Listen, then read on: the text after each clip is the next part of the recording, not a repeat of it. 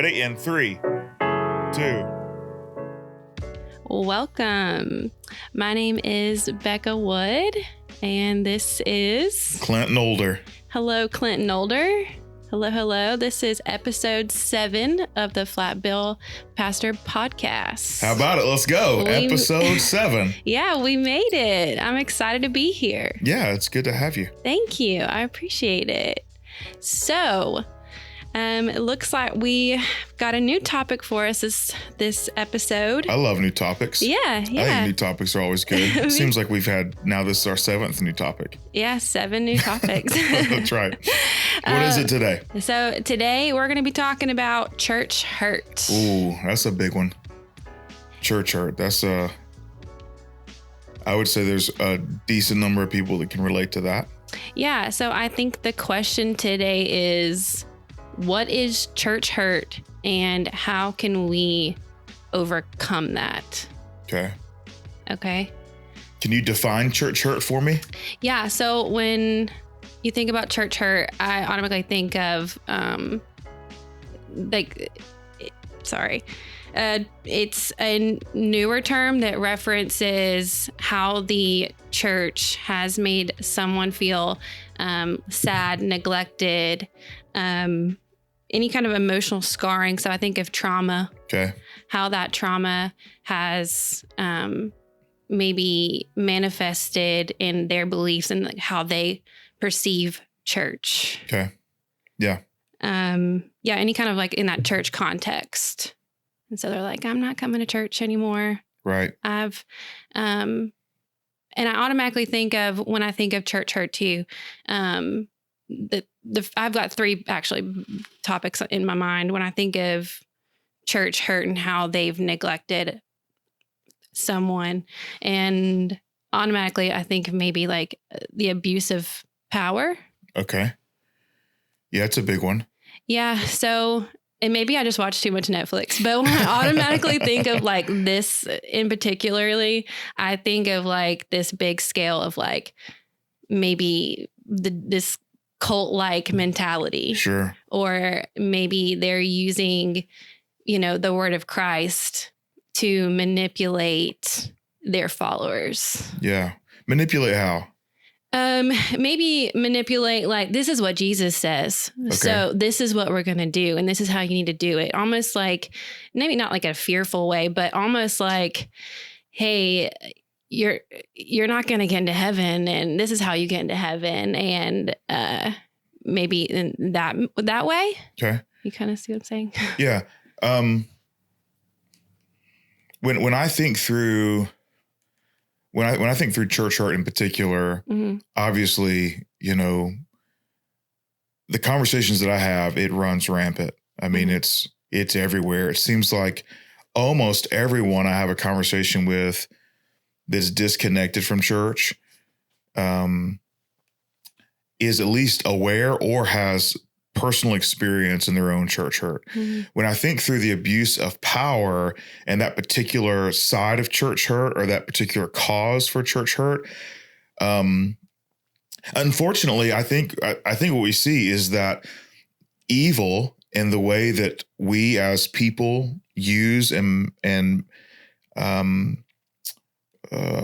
wield power, there's sometimes no difference between corporate America and demanding CEOs and just militaristic leaders that are not in the military, right? Like just that kind of a leader. And there's no difference between what we find in corporate America and what we find in the church sometimes. And we would expect that there would be a different style of leadership, that it wouldn't just be my way or the highway, that it wouldn't be manipulative, that we would find something that seems to resemble Jesus a bit more than a leader in some other venue and the way that they would lead, with no inclination or desire to reflect Jesus. We just anticipate that our pastors would lead differently, that kind of at least reminds us of a Jesus-like something. Mm-hmm. as a lead pastor myself, I know growing up, I've always led everything. Like my entire life, if we were doing something, there was a group that was going to be doing something, then I just had this desire that I wanted to be in charge and lead. And so I don't know if that's just the way God wired me, or if it's just my own personal dysfunction. I don't know, or my family of origin, baggage, and history that just says, hey, no one else is going to do this for you, so you better do it. Right. I don't know. But I do know that I have learned that that I do have the skill to manipulate people. Mm-hmm. And that at times in my life, especially when I was younger, I utilized that really without even thinking twice about it. Mm-hmm. And I think just like anything, because we're talking about the church hurt that's caused for someone, mm-hmm. I'm really kind of just talking about the perspective of someone who can cause the church hurt, is that the way that I've attempted to move past that and using some of those leadership skills in a manipulative way is I really have to ask and check myself to say, hey, what does Jesus want from me in this particular situation? When people hear how I want to lead, are they hearing anything that reflects Jesus? But the thing that fights inside of me is a lot of times the way Jesus wants me to do something is slower than the way that I know I can get something done if I just kind of ignore his principles. Like I can move faster mm-hmm. because the leader in me says, hey, I can identify the tasks needed to be accomplished and check the boxes checked. And I can identify those and we can just move as fast as we can, as long as I don't have to care about the people. Right. But then when I look at Jesus, and Jesus never was too busy for people. He's in the middle of something. He says, and the kids are trying to come and they're like, hey, he's too busy. He's like, no, let those kids come to me. Jesus is mourning the loss of his cousin, John, and he's trying to get away and be separate from people. And he pulls up to the shore and there's thousands of people that heard he was going to this particular place, even though he was trying to keep it a secret. And he's in the middle of trying to get alone, but he sees the crowds. And the Bible tells us when he saw the crowds, he had compassion on them. And so Jesus is an incredible leader, but for some unknown reason sometimes for leaders, when he sees people, he's able to turn off the task and recognize that the movement that he's trying to make involves people. And I think that's why that church hurt is caused, because a leader decides that the end, the goal, the place that they're trying to move is more important than the people that stand in their way. And that's unfortunate. Mm-hmm. It's unfortunate because every single person who is victim of an abuse of power, that person matters. And that person is a child of God and was designed by the hands of God and knit together in their mother's womb by God himself. And then God gave them breath and then has orchestrated their life to come in contact with this body of believers that's led by whoever is causing the abuse, right? The abuse of power. And then all of a sudden they get railroaded. And that leader just is looking at a prize that has nothing to do with the people he's supposed to lead. Right. And that really sucks. Yeah, for sure. And I feel like too, that manipulation, that is a huge breach of trust. And I guess my next question would be, how does someone who has had this kind of trust broken, how does that person continue to find that church home? That's a really difficult one. I can't remember who said it. My brain's racing right now as you were asking that question. Mm-hmm. And I can't remember who told me this. I don't know if I saw it on a TV show or if a mentor told me this. I don't know. It was brilliant though. And I remember thinking, I'm going to for sure remember this for the rest of my life. Mm-hmm. And it was just recently, like it's been in the last 12 months that someone told me this. They said that trust is never earned. Mistrust is earned. Mm. And at first when I heard them say that, and again, I can't remember who told me that.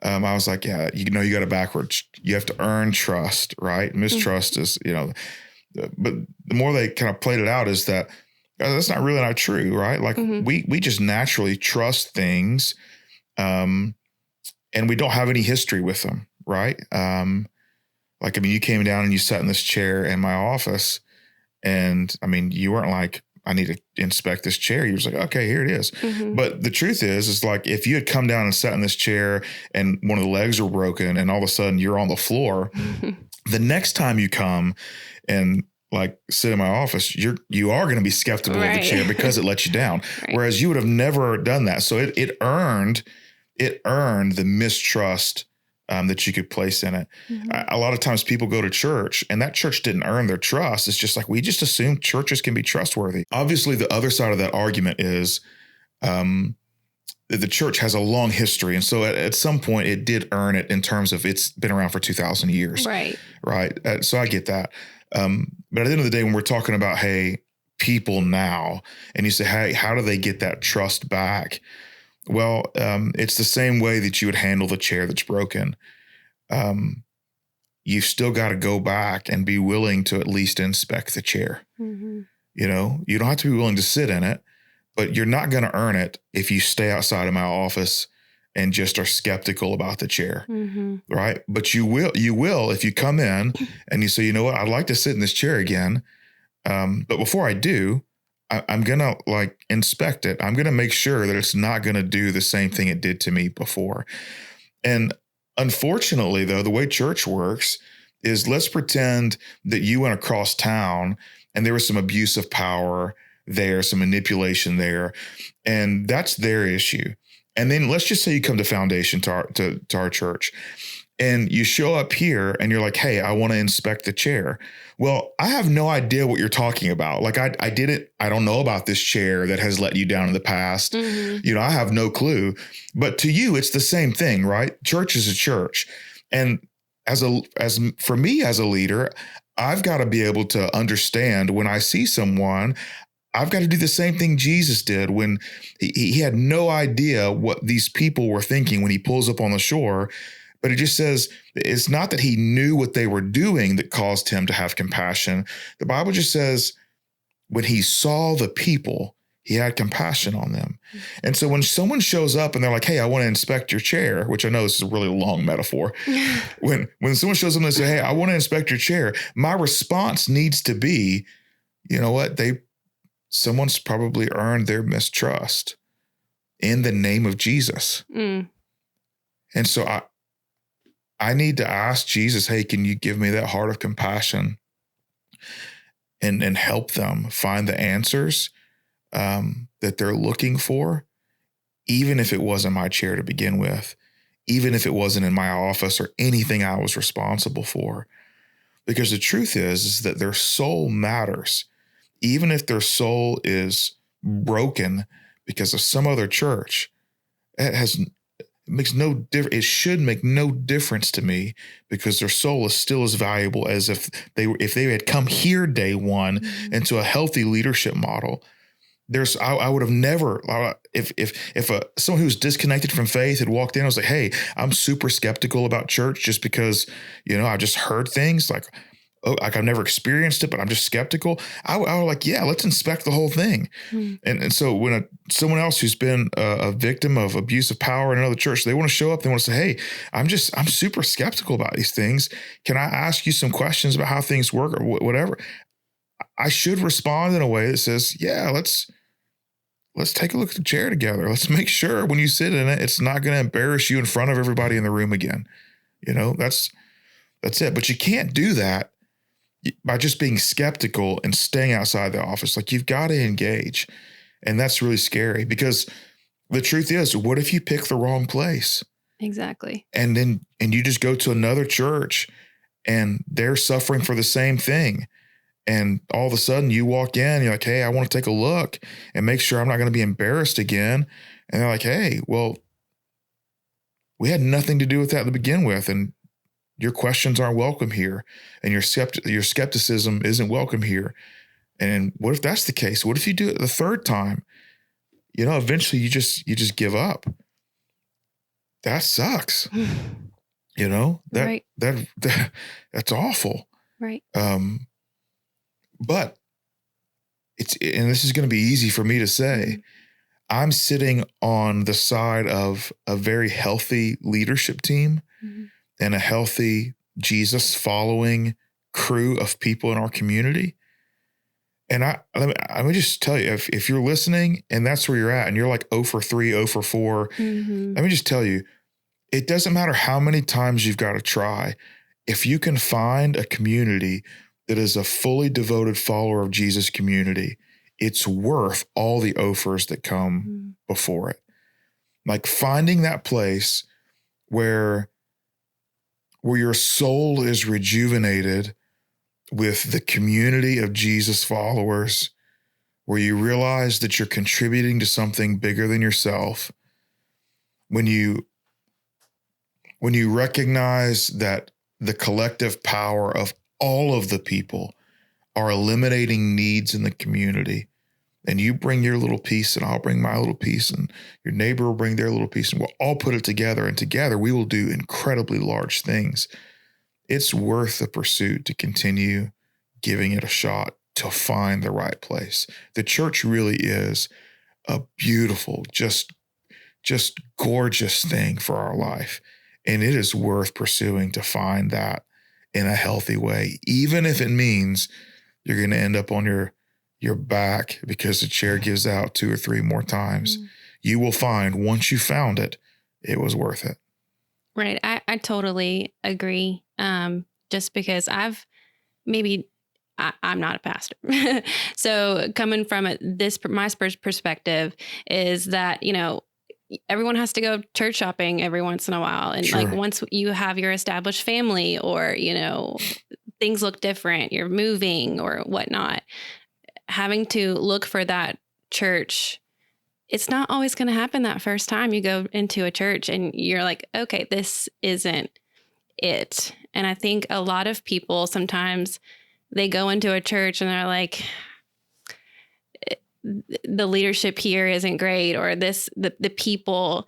And I think that kind of leads me into my next church hurt topic is the hypocrisy of the church, and how when you go there, or you name it, when you're in that church, you feel like this isn't it.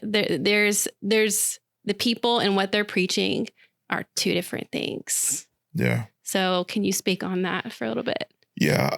Hypocrisy. Well, let me start with this.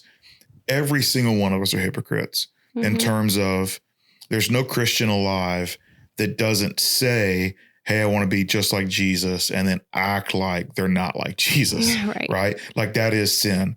Hypocrisy in and of itself is pretty much like just all sin, because we say, hey, no, we are fully devoted followers of Jesus. And even as a pastor, so every single time I don't live up to that expectation, I have said one thing and I'm doing another, right? So there is that level of hypocrisy. However, the difference in that and that hypocrisy, which I hope is the normative for me, which is just, I'm not a perfect person. There's a different type of hypocrisy. I think it's the same word, where you are fully aware that you claim to do this, but you have no intention of actually living this way, right? Like you put on this facade, but deep down, it's not like you're making mistakes. You're just like, no, I actually don't want to do those things. You know what I'm saying? And so when we think through that, that's a dangerous place to be as a pastor. And unfortunately, a lot of times pastors, like I have a temptation just to surround myself with people who just tell me yes. that are like, no, every idea you've got is great. And you can do like that feels good. It feels nice to have people that are encouraging. It really does. But I also know that at the end of the day, I am self-critical enough to know that is actually not good for me. Like I want people to argue with me. I want people to say, hey, I don't think that's a good idea. I want people to say, hey, you know what? You probably took the wrong tone in that meeting. I want people to come and have a conversation and say, hey, you know what? That family really feels like you don't care for them because of this, that, and the other. And sometimes our church has gotten and grown so much that it's difficult for me to recognize those really small things. And so it's nice to have people that care about those small things when I happen to miss them, to bring them to my attention.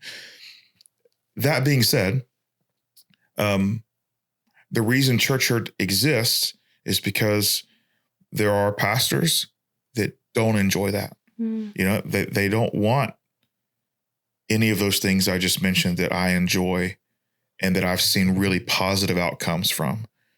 I think healthy conflict is a good thing. And then there are some people that their ego just doesn't allow any conflict. And any conflict means that you don't deserve to be around because what I say goes, right?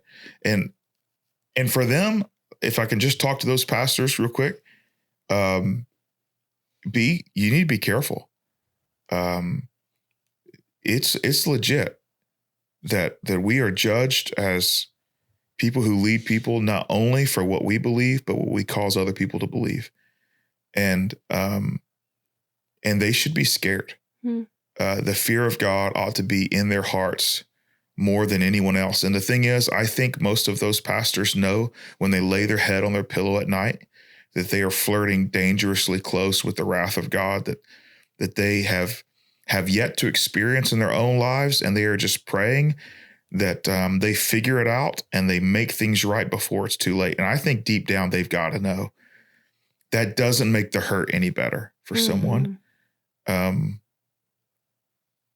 But for folks that claim to be followers of Jesus, that are leaders in the church, but blatantly just live some other way, and that they have taken the profession of pastoring and used it as whatever else they're using it for.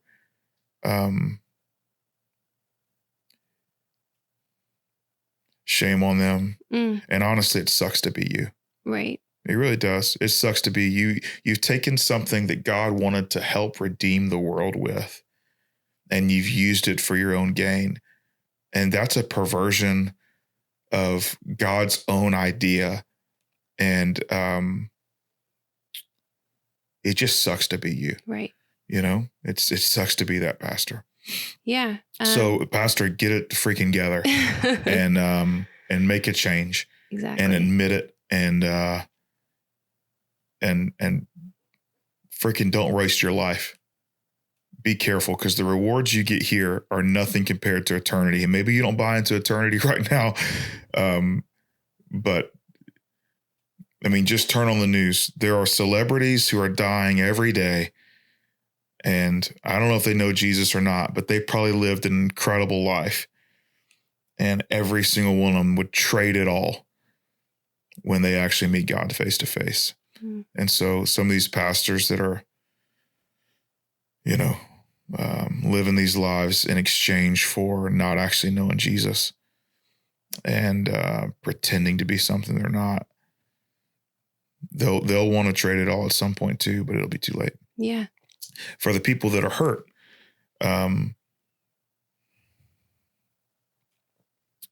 it sucks when someone takes, I got my wife a couple of years ago a Cricket. You know what I'm saying? Yeah. Which are really cool little toys. They're awesome. No, I guess it's not a toy. But, a Cricket is, for those of you who don't know, is like this thing, and you can print out vinyl and make shirts with it. So you can make any kind of shirt you want or whatever. You can do vinyl. I mean, it's just a vinyl cutting machine. And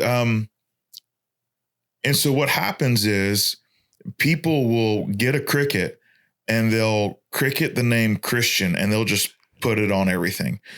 Now, the thing is that it's not a legit printing press, right? It's not a legit vinyl. It's just something anyone can do at home, right? Mm-hmm. And if someone doesn't want to pay the full price for something they see in the store, and they're like, you know what? Nah, I'm gonna cricket that bad boy. I'll make my own. You know what I'm saying? Yeah. That's what has happened in the church, is that people have just, like, they get their own little thing and it's not legit from the hand of God.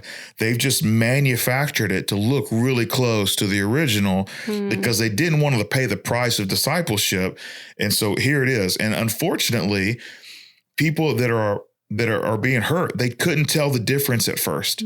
They're like, oh, that looks like a legit whatever. When really it was just made at home on a cricket, you know? Right. Like it isn't the real thing. And that's awful. I mean, they're just duped, you know, like it looked legit and they plastered Christian or Christ-like or Jesus on all these things. And it has nothing to do with Jesus. It has everything to do with their own selfish ambition. Right. Like that's what's happened. And so for those people that have been tricked, I think that's what I want you to hear is Jesus and Jesus followers. They're not the ones that let you down. The cricket kids did. Yeah. You know what I'm saying? Like the people who faked it, they let you down. And so even though they had Jesus's name attached to their jersey and it said Christian on it, that isn't the real thing. It's not Jesus didn't let you down. The fake Jesus let you down, right? So when they're like, well, what should I do? You should give the real Jesus and real Jesus followers a chance. They're not perfect. But again, there's a difference between hypocrites in terms of I say I'm a Jesus follower, but I make mistakes. So I say one thing and sometimes I live another. There's a difference in that. And then the hypocrites, hey, I say one thing and I knowingly, willingly desire to do something different because I don't want to do the Jesus thing. I ain't got the time to put in that kind of work. I will not inconvenience myself for the good of other people. Everything I do is about the good of myself. Right? Like that's a different type of hypocrisy. And so you've got to be willing to accept Jesus followers as imperfect people because they're people, right? Even the past, like even me, like I'm not perfect. I got a bunch of issues, right? But the issues, at least I hope that remains this way. My issues are not like I love, this is who I want to be. I enjoy this facade. Like I just make mistakes, you know? And so you got to give legit Jesus followers a chance. You got to give a legit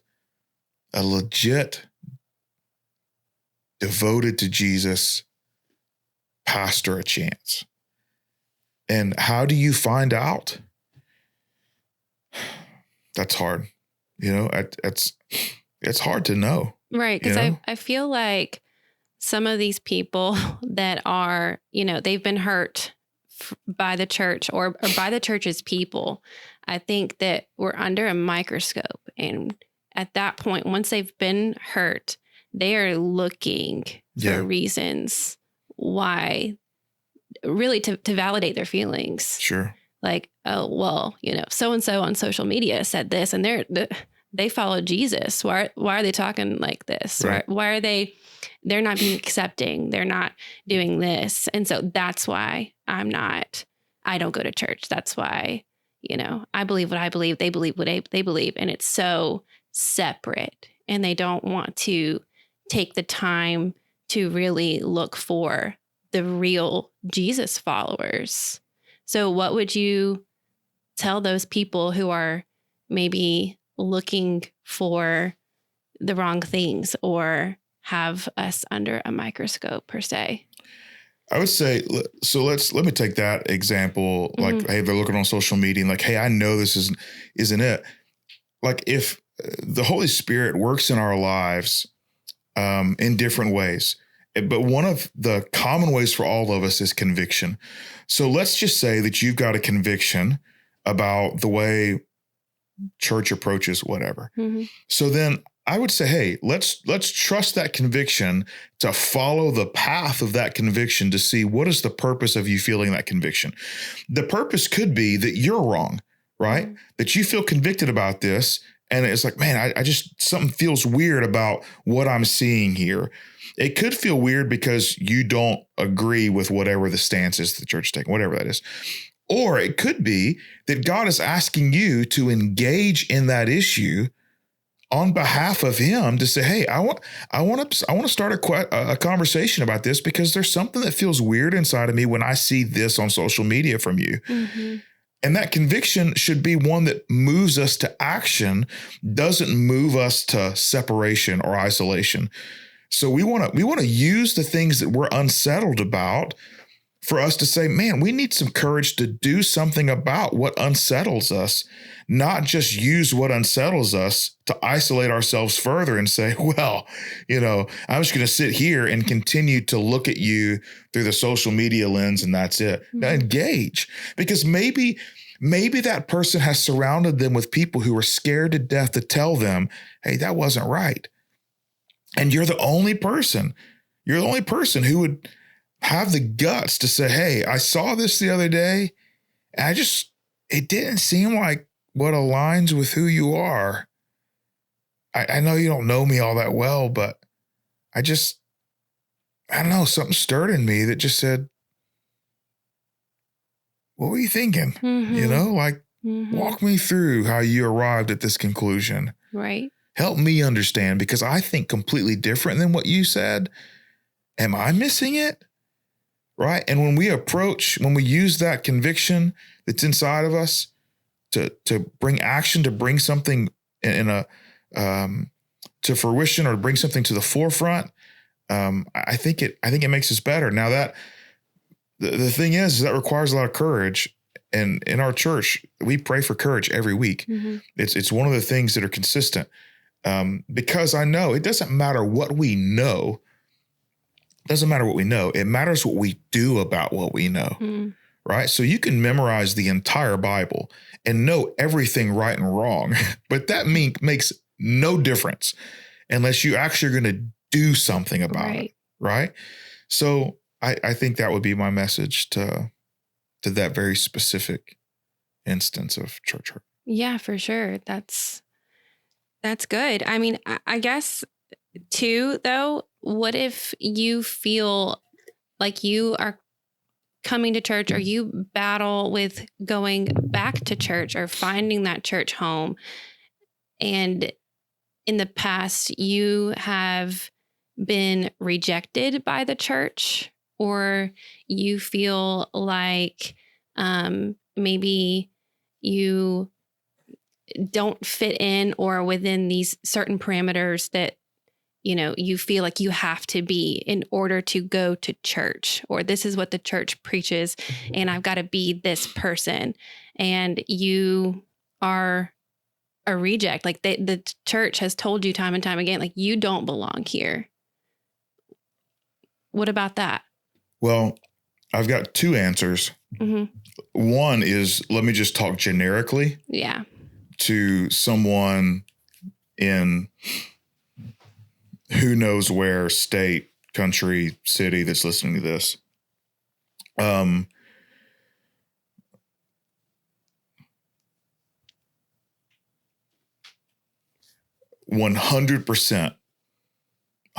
accuracy.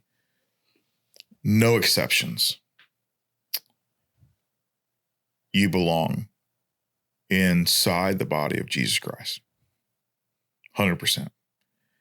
And now some people might say, hey, there are people that have done things, that are just awful, this, that, and the other.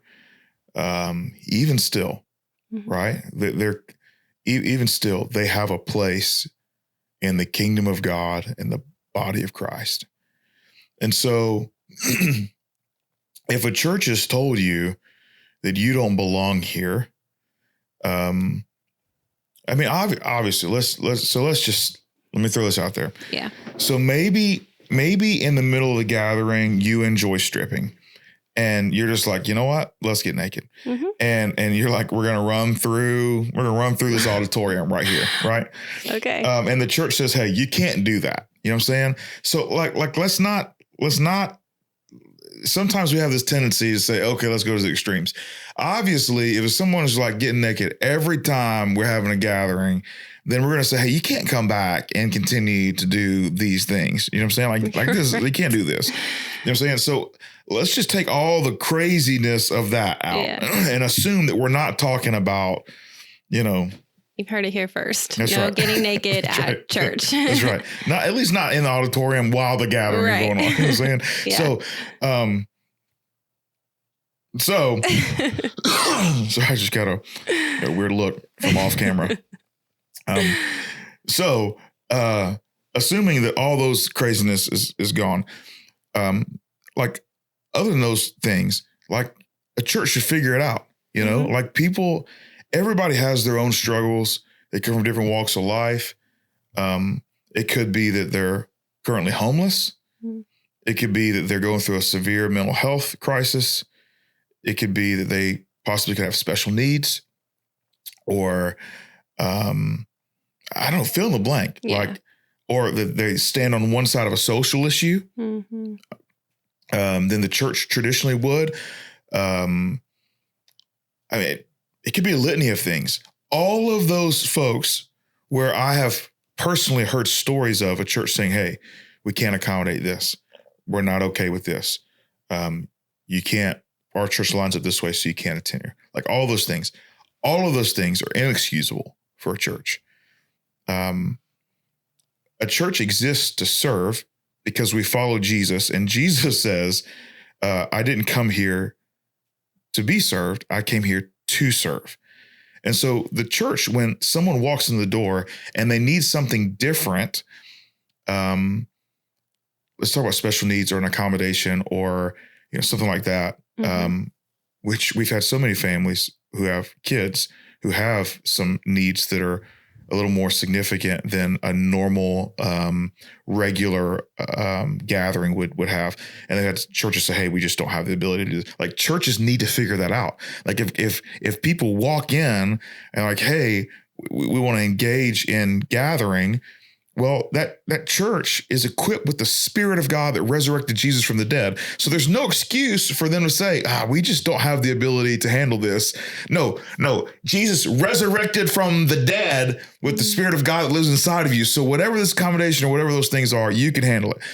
On the other side, like political issues, social issues, those kind of things, the church ought to do the hard work to allow people who disagree, even on biblical principles, to exist and search and chase after Jesus together.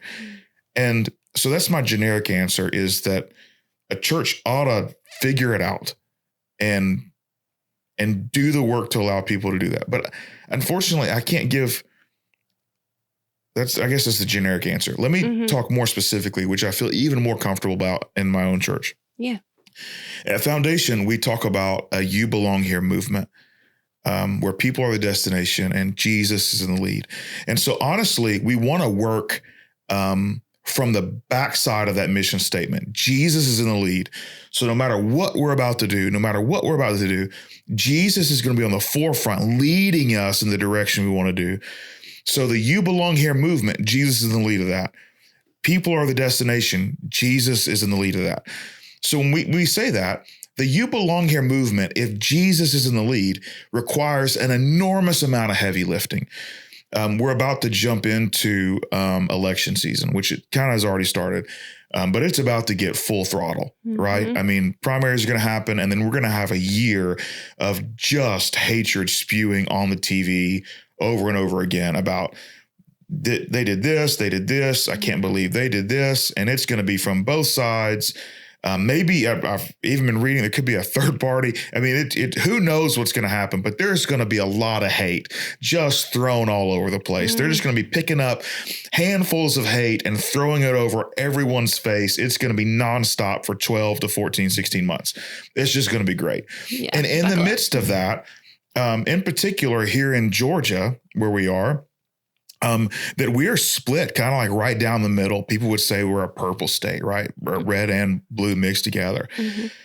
And so it's going to be extremely difficult because there's going to be billions of dollars nationwide, but millions of dollars here in Georgia spent to convince people that if you don't agree with who they want you to vote with, the other people are the enemy, right? And that's what's going to be said.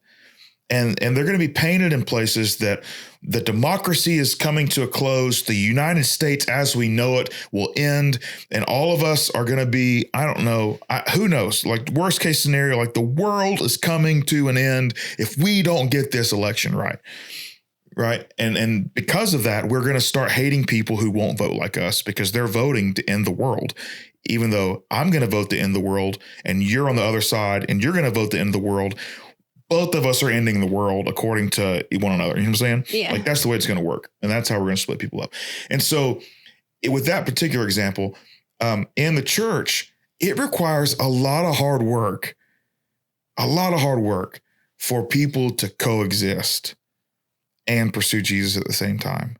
Now, do I think Jesus has an answer to every question? Yes, I do. Do I think that Jesus has the right answer to every question? Yes, I do. Do I think that we can find the answer that Jesus would have to every question? No, I don't. I think that there are some things in the way he processes. The Bible tells us that his ways are higher than our ways. And so there are certain things, if he hasn't left us enough clues, context clues, or just outright said it, that it's difficult for us to figure out those ways and how he would come to a conclusion in some circumstances.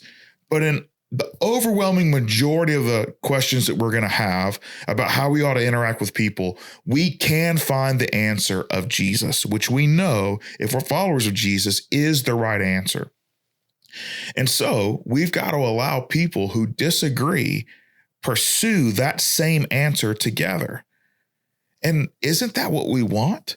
Right. Like, isn't that what we want? Like, don't we, at the end of the day, if I'm right or I'm wrong, don't I just want to figure out what Jesus knows? Like, that's all I want.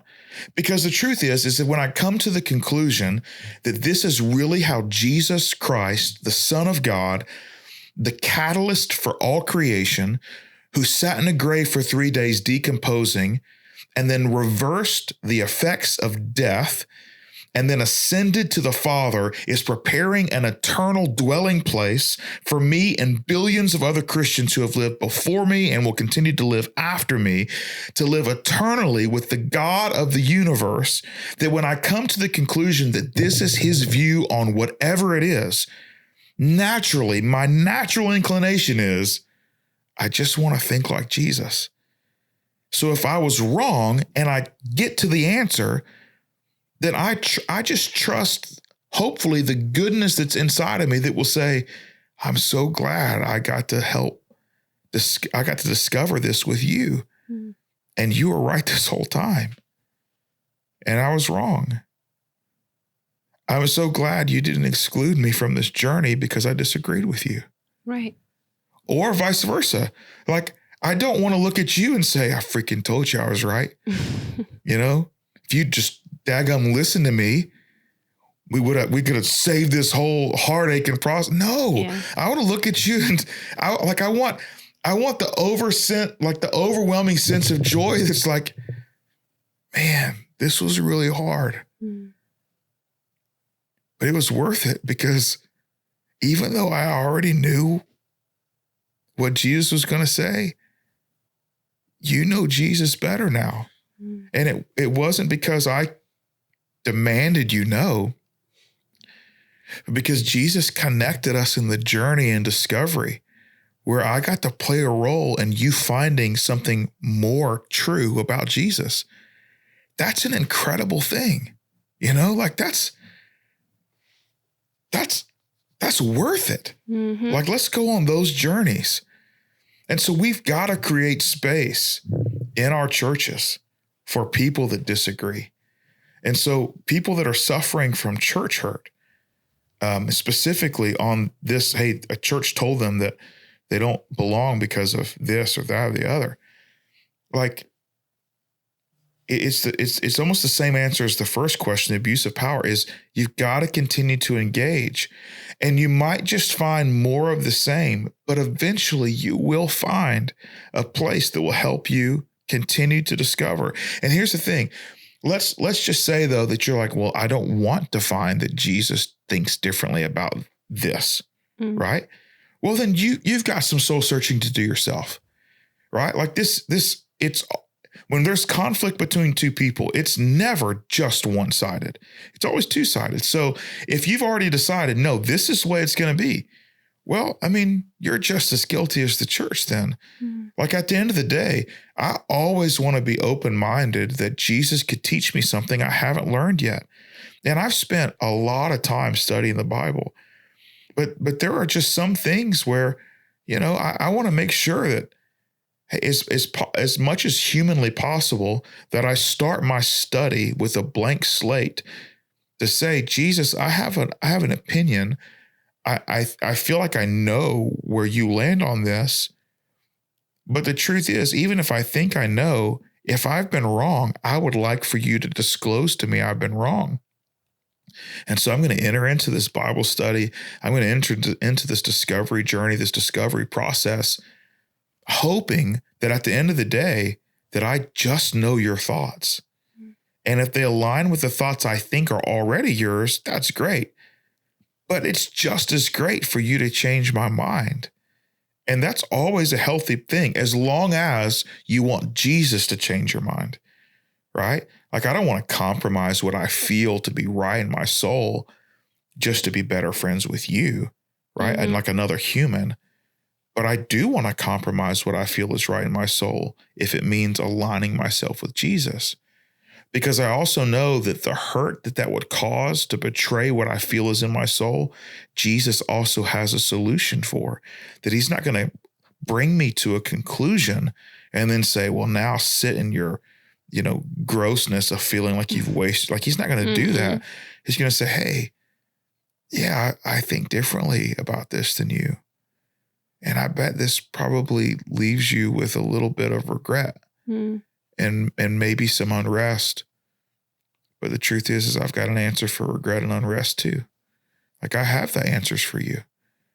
And when we're pursuing Jesus, we never get to that place at the end of the journey where it's like, man, this was a waste, when we find him and he can be found. Over and over again, Jesus just tells people throughout his entire life, seek, like, go look, like, don't just sit back and critique, go search and find, knock at the door, seek and you will find. Like, it's a promise, like, go looking for him. You might find yourself in a bunch of other unhealthy places, but I promise you, even the hurt that the unhealthy places cause, even that hurt, it's worth it when you finally find something that's real Jesus.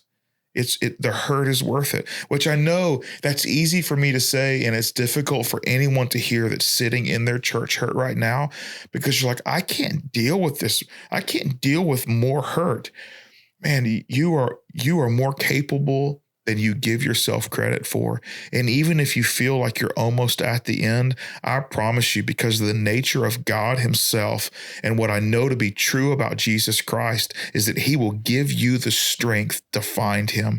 Even if you feel like you are all out of resources and out of energy and out of the will to go on, and that you are just done being hurt, there is something supernatural still waiting in a place that you have yet to discover that will bring you to the finish line where Jesus is waiting. So just keep going. Yeah, I think that it is so important in any way that you have been hurt or, traumatized by the church, hurt by the church, let down by the church, insert here by the church, is to pursue that, because that until you find what Jesus is, you're not going to know what that is. Yes. And when you get to that point and you find that place where you feel at home, where you feel that you are accepted, that's Jesus. That's Jesus. And all of the negative, like if you feel rejected, or if you feel they have, whatever, that's people. That's not Jesus. Right. And I think that that's a big takeaway from what we've been talking about today, is finding the right community and the right church. It's so important. And another thing, what is the role of maybe the congregation and those church members? What do you expect? What are those expectations of the people, and what's that responsibility look like if we're trying to help in the healing process of the one, let's say? Yeah, my hope is that you could ask any regular attender of Foundation, what's their role in helping people who are disconnected from church for any reason, but church hurt's certainly a big reason. What is their role? And my hope is that every one of them would say, to make sure that whoever shows up knows they belong here. Mm-hmm. And that looks different depending on the person that stands in front of you. The introvert that shows up, the way I'm going to help them feel like they belong here is going to be completely different than the extrovert that shows up, right? And how I'm going to interact with that person, which means that all of the congregation has to be aware that it's not the task. It's not the you belong here piece is the important part. It's the people. Like, the people need to feel like they belong here. Mm-hmm. And so I've got to take the time to make space at church gatherings, whether it's events in the community or a gathering on Sunday morning, mm-hmm. that I've got to make sure that I take the time to look for and seek out people that I can just look and see, I haven't seen them before. Mm-hmm. And to discover, hey, do they need some help feeling like they belong here? The answer 99 times out of 100 is, yeah, they do need help. Like, most people don't just have the ability to walk in a group of strangers and fit right in with mm-hmm. no help or no assistance. That's rare. And so there's an enormous responsibility. In fact, if anyone at Foundation were to say, I think that's really our staff's job, you should let me know, because I'm going to go have a conversation with them that's going to begin with, like, I don't know, have you lost your mind? You know what I'm saying? Like, are you kidding me? Yeah. No, our people know. And it's because we talk about it a lot. Like, our people know they have a responsibility. I mean, I can't remember everyone's name that comes every single week. Like, I mean, I try like really hard, but it's difficult. It's been a few years since I've been able to know everybody who's here on Sunday morning. And while that's positive, it also means that the responsibility continues to spread out. You know, when we launched this church back in the pre-launch little era of 2017 for 11 months, during that time, I knew almost everyone, like everyone who was showing up on our launch team. And those, like, I knew them all. You know, I think our launch team grew to 76 adults. Right. So I knew every single one of them. I knew everything that was going on in their family. Like, I knew all those things. But then, man, as soon as we launched and we jumped and we've grown every year, it's just impossible to know everyone, which means that other people have to do the same thing that the pastor side of folks did and the you belong here work. Everyone has a responsibility in that. You know, if it's just on me and our full-time staff, we have a ceiling that we will never go past, because there's just, you know, there's seven of us, 7 full-time staff. So there's a ceiling of how many people we can create a you belong here moment and movement for. Mm-hmm. It requires all of us, and everyone should be held responsible to that reality of, you know, this isn't my church. You know, this isn't Clint's church. It's not our staff's church. This church belongs to Jesus. And because the Spirit of God, which is, you know, the most incredible movement on the planet, lives inside of all followers of Jesus, this church is our church. And every one of us has a responsibility. The Bible calls it the priesthood of all believers, that there's an enormous responsibility that comes with carrying the Spirit of God, and that you belong here, peace, and helping people overcome church hurt, or at least explore the possibility of overcoming it, is all of our responsibility. And it is my hope that people who call Foundation home would know that. I would be very surprised if they were clueless to that fact because of how much we talk about it. Right. So I totally agree that they need to be 100% approachable and be expected to almost say hello, be a friendly face, because these people are coming in and they might have had a terrible morning or a terrible week, and they just so happen to finally get the tiny little ounce of courage it took to even be here. So I totally agree. Like, that's everyone's responsibility. And also I feel like that's not just in church. I feel like if you run into so-and-so at the grocery store or whatever, you should still be approachable and have that relationship. Like, don't be afraid to just say hello. Yeah. I think that is our responsibility. Definitely taking a look at Jesus following expectations. Don't start and don't stop at a Sunday gathering. So the way we would phrase it is, we get 168 hours in a week. The 167, all the hours you spend outside of the church gathering are just as important, if not more important, than the one you give to a church gathering every week. And so that responsibility doesn't start or stop when a gathering starts. You know what I'm saying? Or when a gathering stops.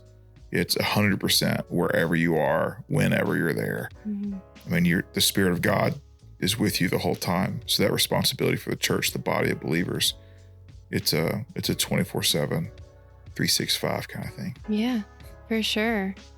Just a little recap. I think that if you're listening, keep pursuing the church. I apologize on behalf of other Christians who have hurt you. I hate that they have hurt you, but I feel like if you continue to look for that church home and that group of people that accept you for who you are and love you like Jesus do, it is so worth it. Very much. Wouldn't you agree, Clint? I agree. That's very well said. Yeah. So I appreciate everyone listening today. Yeah. This was fun. Yeah. Just kind of pick your brain about this, Clint, because I know not everybody, has a pastor just to come and talk to. So I appreciate that, Clint. So if you guys have any questions for the upcoming podcast, there's a number you can text, Clint. Yes, they can text the word podcast to 678-661-6330.